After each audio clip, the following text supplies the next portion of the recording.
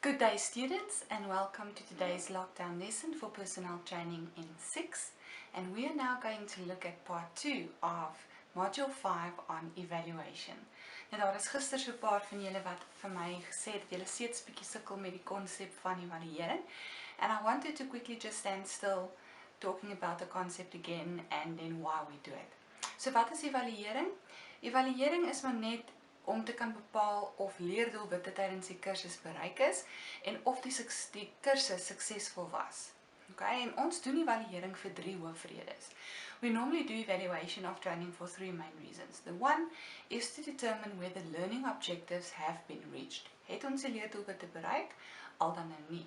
Die tweede rede hoekom ons dit doen, is om te bepaal of die metodes, media en inhoud wat ons gekies het tydens die ontwerp van die kursus, of dit wel geskik is vir die doel van die opleiding. It's no use having methods and media and content, but you cannot really achieve the learning objectives or satisfy the training needs. So through evaluation, we can determine whether the media, methods and content is valid and reliable in terms of reaching the objectives of the training program. Die derde rede hoekom ons evaluering doen is om te bepaal of daar langtermyn verskille plaasgevind het in die 100% leerproses. Now you can recall from class that I said learning is a 70-20-10 principle. So we focus on 10% knowledge, 20% in terms of your attitude en natuurlik 70% is jou vaardighede.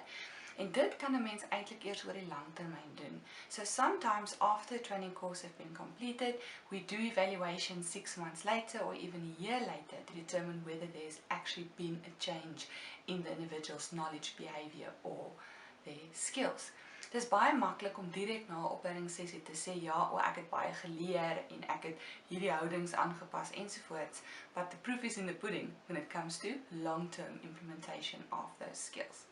Goed, nou ons wil vandag begin deel 2 met wat is die doel van evaluering? What are the main purposes of evaluation?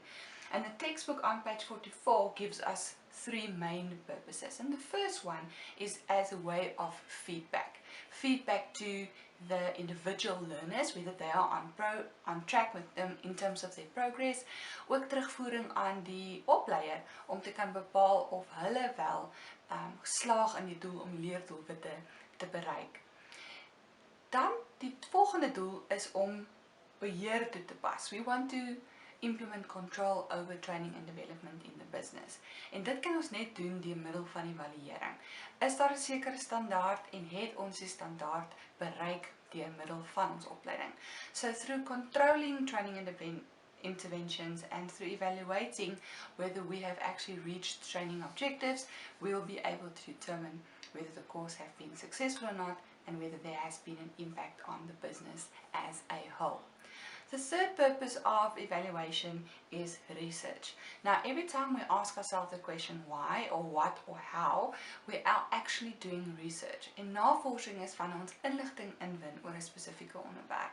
Wanneer dit kom by evaluering, samel ons ook inligting in oor byvoorbeeld of ons leerdoelwitte bereik het of leer wel plaasgevind het, whether the content, methods and media are applicable to the training course or not.